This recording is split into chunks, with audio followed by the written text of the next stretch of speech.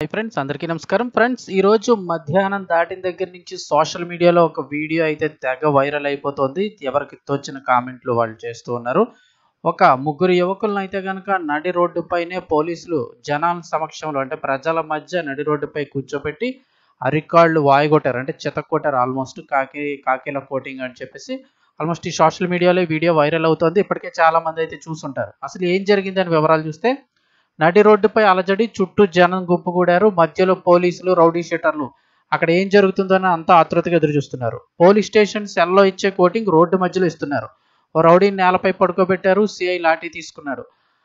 అరికాళ్ళపై రప్ప బాదాడు. వామ్మో అంటూ ఆ రౌడీ నొప్పి తోరుస్తున్నారు. అయినా వదలలేదు పోలీసులు. లాఠీతో ఫటాఫటా కొట్టారు. ఆ రౌడీకి రౌండ్ అయిపోయాక మరో అతన్ని, అలాగే ముగ్గురిని కూడా కాకీలు తాట తీశారు. అసలు ఏం జరిగిందని చూస్తే, గుంటూరు జిల్లా తెనాలి పట్టణంలో రౌడీ షీటర్లు రెచ్చగొట్టే ప్రవర్తనకు పోలీసులు చెక్ పెట్టారని స్థానికులు అంటున్నారు. ఒక కానిస్టేబుల్ పై దాడికి పాల్పడిన కేసులో నిందితులను అరెస్ట్ చేసిన పోలీసులు వారిని నడి రోడ్డుపై నిలబెట్టి ఊహించని రీతిలో అరికాలి కోటింగ్ ఇచ్చారు. Tenali 2 town CI Ramul Nayak. అది ఇప్పుడు తెనాలి నగరంలో హాట్ టాపిక్గా మారింది. సో దీనిపై మీ కామెంట్ కూడా చేయండి.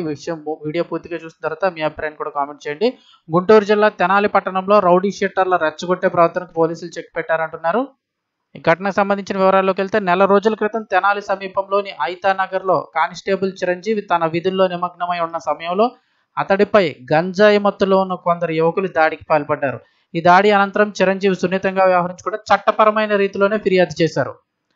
దాడికి పాల్పడిన వాడిలో రౌడీ షీటర్స్, లడ్డు అనుచరులైన విక్టర్, బాబులాల్, రాకేష్ అనే ముగ్గురు ఉన్నట్లు పోలీసులు గుర్తించారు.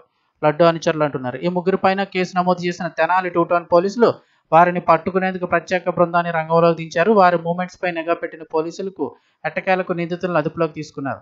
పట్టుబడిన నిందితులను ఘటనా స్థలమైన ఐతానగర్కి తీసుకెళ్లిన పోలీసులు అక్కడే ప్రజల సమక్షంలో నడి రోడ్డుపై వారిని నిలబెట్టి అరికాలపై దడబడ 4 బాదులు బాదారు. అయితే దీనిపై పోలీసులు అరికాలి కోటింగ్గా అభివర్ణిస్తున్నారు.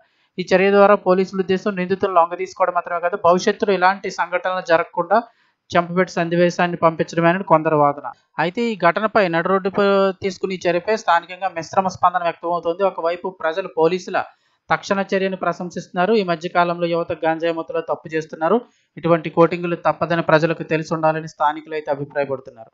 మరోవైపు కొందరు మాత్రం పోలీసుల చర్యపై ప్రశ్నలు లేవనెత్తుతున్నారు. చట్టపరంగా ముందుకు వెళ్లకుండా ఇలా ప్రజల సమక్షంలో కస్టడీలో ఉన్న నిందితులపై వేధింపులు మంచివా అని సామాజిక కార్యకర్తలు ప్రశ్నిస్తున్నారు.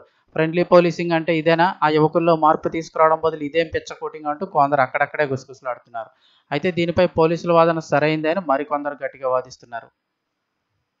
ఈ ఘటనపై పూర్తి స్థాయిలో విచారణ కొనసాగుతుందని, అవసరమైతే ఇంకా కఠిన చర్యలు తీసుకుంటామని పోలీసులు తెలిపారు. గంజాయి, మత్తు పదార్థాలు వినియోగించే వారి మీద నిరంతరం నిఘా పెట్టి ప్రజలను బాధించే వారిపై శిక్షలను తప్పవని హెచ్చరించారు. ఇలాంటి సంఘటనలు మరిన్ని చోటు చేసుకోకుండా ఉండాలంటే యువత మత్తు పదార్థాల వ్యసనానికి బ్రేక్ వేయడం, పోలీసు ప్రజల మధ్య అవగాహన పెంచడం అత్యవసరం. తెనాలిలో జరిగిన ఈ సంఘటన ఒక పాఠంగా మారుతుందా లేదా ఇంకా వివాదంగా మారుతుందా అనేది అయితే వేచి చూడాలని చెప్తున్నారు. దీనిపై మీ అభిప్రాయాన్ని కామెంట్ సెక్షన్లో తెలియజేయండి.